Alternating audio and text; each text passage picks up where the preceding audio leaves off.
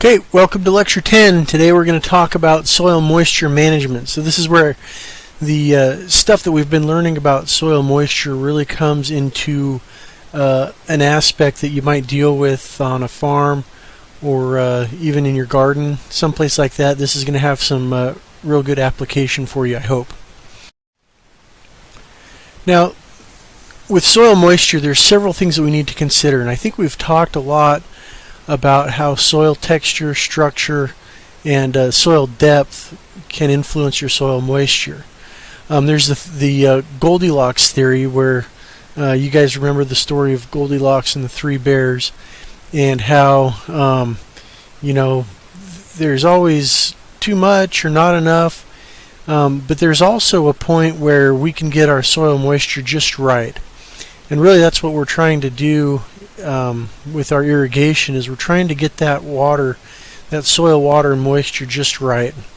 If we add too much, that's not good, because we can get movement of nutrients through the profile. Some crops don't like being too wet. You can cause disease problems. And on the flip side, we certainly don't want things to dry out too much. As you guys know, we live in a desert, and so crops need a certain amount of water and able to reach their maximum yield potential. And adding water in just the right amount is going to be key in getting that production that we want. Rainfall around here usually isn't a terribly big issue, but it's something that we have to pay attention to so that we can maintain our Goldilocks principle and get just the right amount of soil moisture. Drainage also doesn't tend to be a huge issue in central Washington. However, there are places where drainage is poor, and in order to get a healthy soil, there has to be a certain amount of drainage so that the water doesn't kind of pond or stagnate. And even to move some of the bad salts out of the topsoil, we need some good drainage. So we'll talk about some different drainage methods. And lastly, supplementing with water, and that's irrigation. I know all of you are familiar with irrigation, and we'll go into some basics.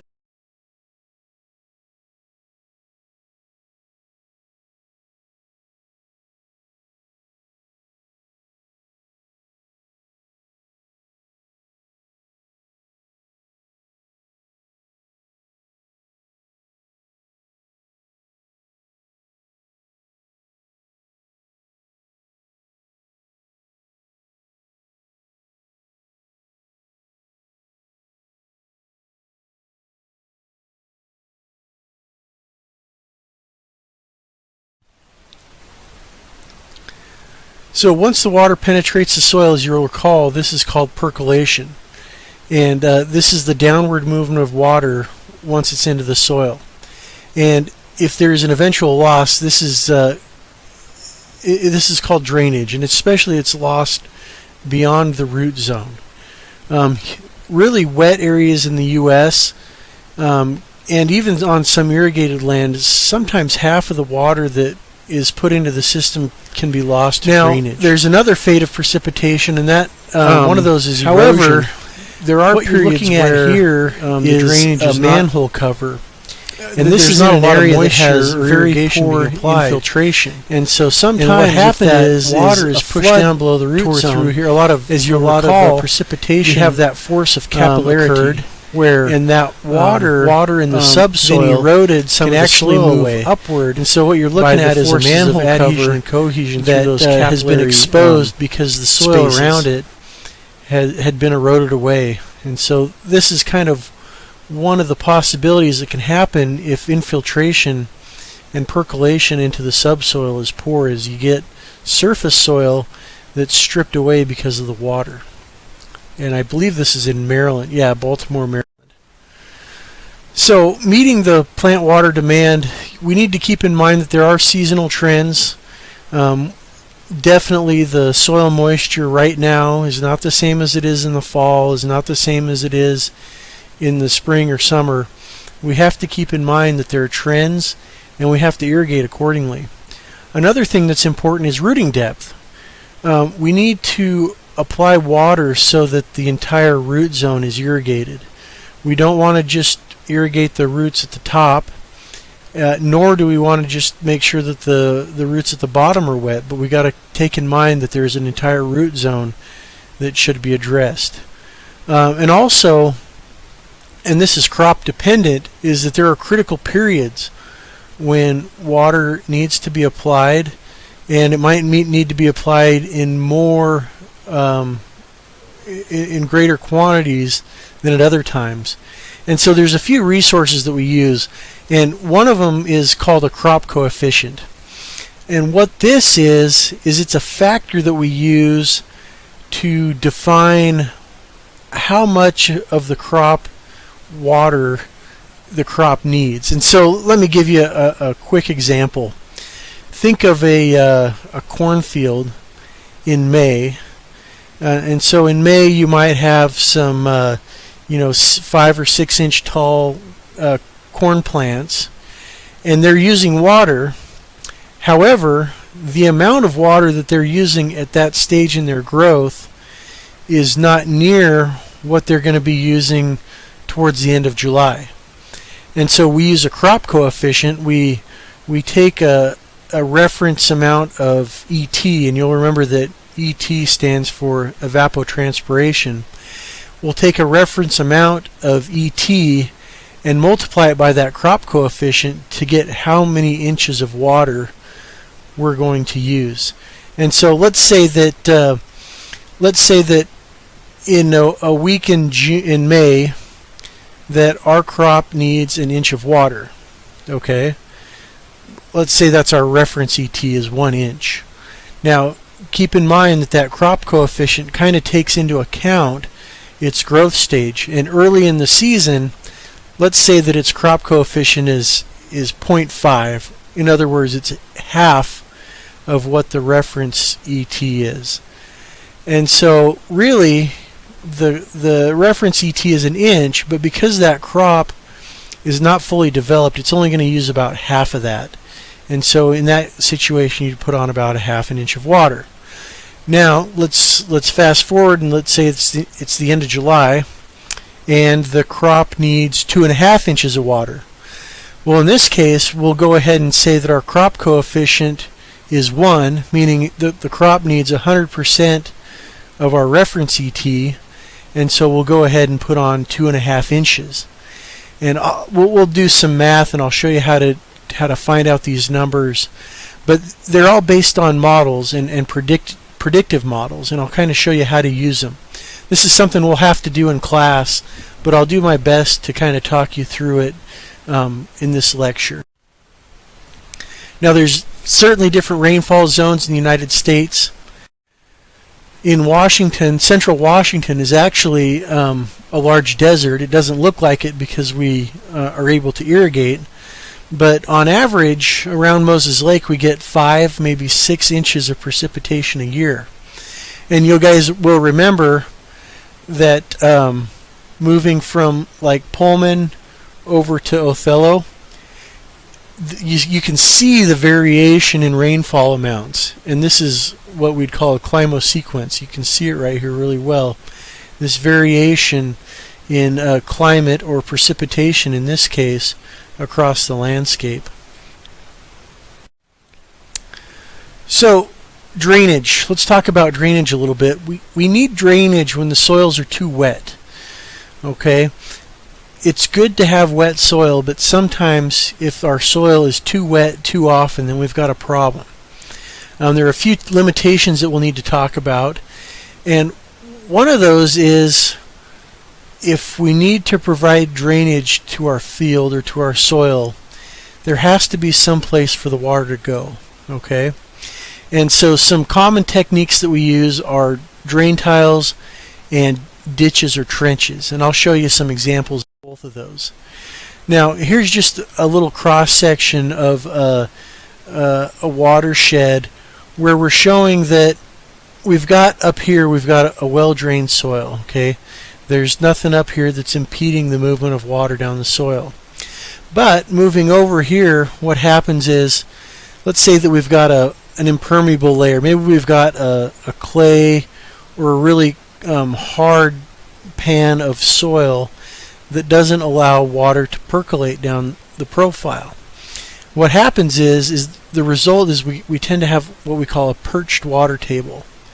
And because of this perched water table, some of this water that is perched up here will kind of fall downhill and may even surface and fall downhill. Okay? In this case, it's moving down here and into a stream, or some of it's even infiltrating right here.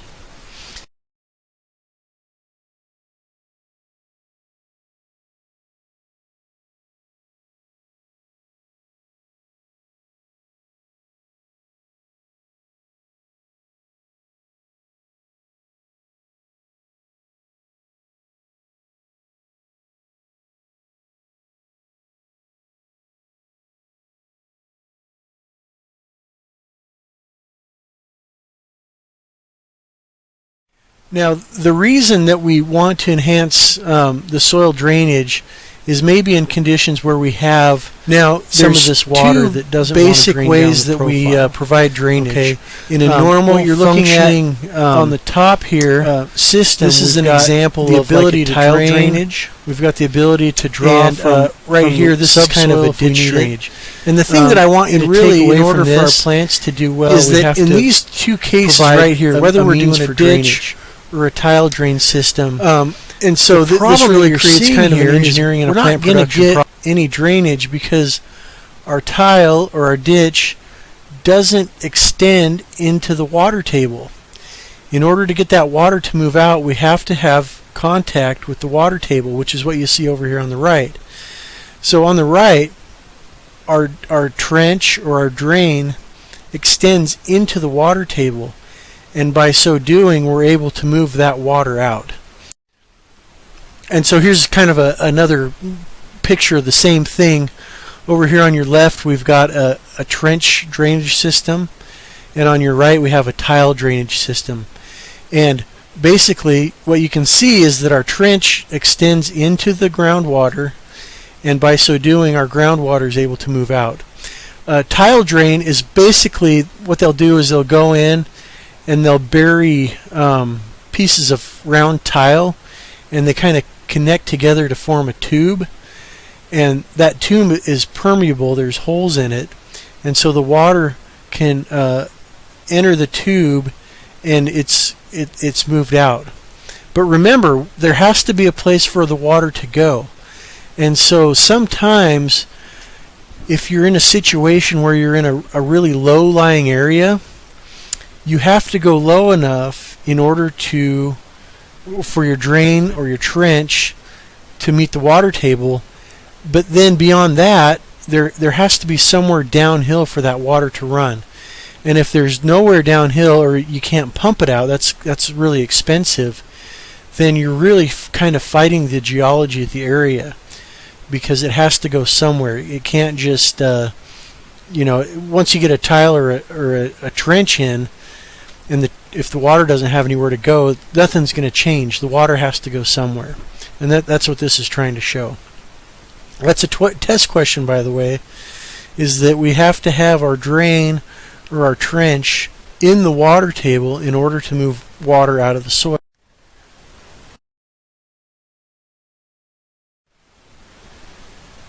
Okay, let's talk about septic tanks for a little bit. Usually we don't really think about these very much until we start maybe building a house and applying for a building permit. Sometimes the local authorities will have arrangements be made so that a soil scientist will come out and inspect the soils to kind of judge their suitability for use as a septic drain field.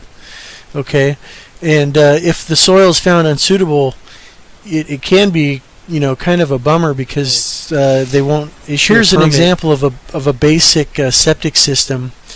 What you see here is that you've got a pipe leading out of the house, and there's a septic tank, and inside that septic tank what we have are some baffles, and so the water comes in, and then we try to get the solids to settle out, and usually the solids will kind of eat themselves away, but over time the solids they have to be pumped out. But what we have is an effluent pipe, and this is placed high enough in the tank so that we don't get all the junk on the bottom. We get kind of the cleaner stuff on the bottom, and then that stuff goes into the drain fields, okay, out these pipes. And the limitation here is that if we have a site where there's poor infiltration around these pipes, there's not going to be enough downward movement of that water in order to support a septic system. That's bad because if our sewage goes out of the house, and if it doesn't have anywhere to go, it'll tend to go up, and that's a problem. So again, this is why soil science is important, is that we can, in the tools that we have, we can go out and determine, is this site going to support drainage for a septic system? An interesting note, if you look on this picture right here, you see these lines right here. Okay, this is grass that's growing, but it looks like their grass is under fertilized, and they're getting a little bit of fertilizer out of their septic system, and so the lawn is actually greening up a little bit around where their pipes are running. So you can kind of indicate where the pipes are running based on how and where the green in the lawn is. So irrigation. Let's talk a little bit about irrigation. Usually we have to irrigate because the soil is just plain old too dry, and that can be because our climate's too dry. And this is facilitated because typically in areas where we have irrigation, there's a source available. Our source is the Columbia River. There's a few folks that run on wells around, but there has to be a source of available irrigation. And this is kind of going back to that Goldilocks principle a little bit. We have to keep in mind how our soil behaves when we apply water. Okay? If we have a soil, let's say that we have a soil here that infiltrates water fairly slowly, our application rate needs to match that so that we're not applying too much water. What you're looking at over here is a soil where we've applied a lot of water, and our infiltration rate is kind of slow, and the result of that is we get some ponding here. Okay, and ponding usually is kind of benign. However, if there's a lot of slope on the soil, then ponding, as we know, can cause erosion. Okay. Okay, so here's a few different systems to look at. This is kind of what we expect when we get rain, light rain or sprinkler irrigation system, is we'll apply light amounts and our soil is able to infiltrate that, and we get a nice even wetting of the soil surface.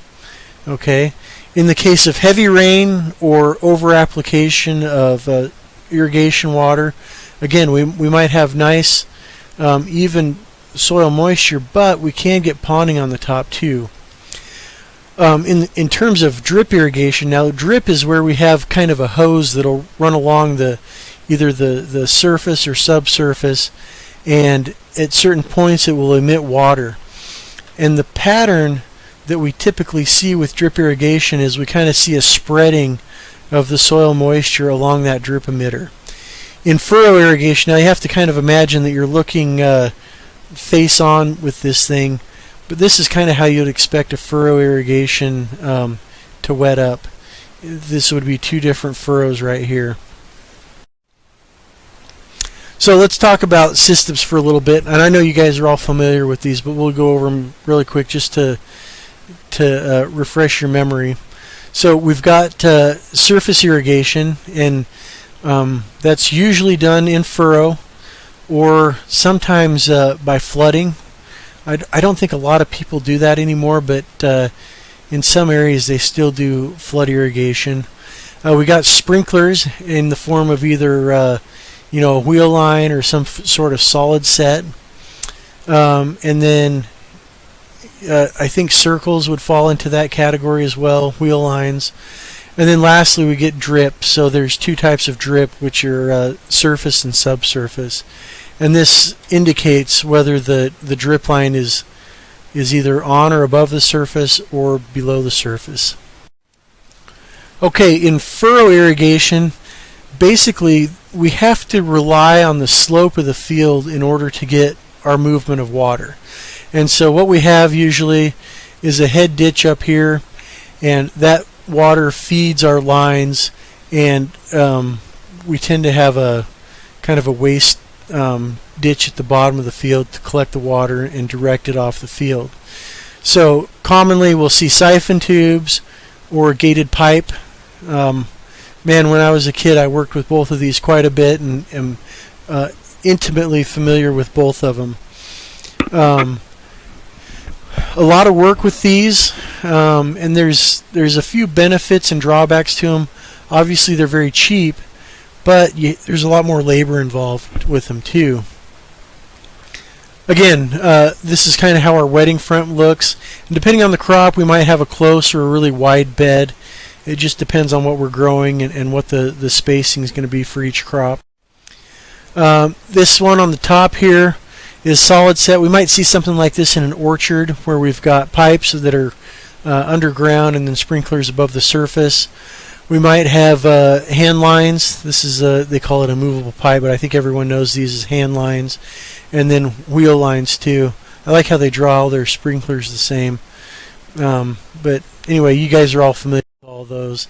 And then last we've got center pivot irrigation. And really, if you look at this picture, you might notice something a little bit different. That this circle has these old rainbirds on them. We don't see these a lot anymore. Most growers have drop hoses and low pressure systems, and they're quite a bit more efficient than these.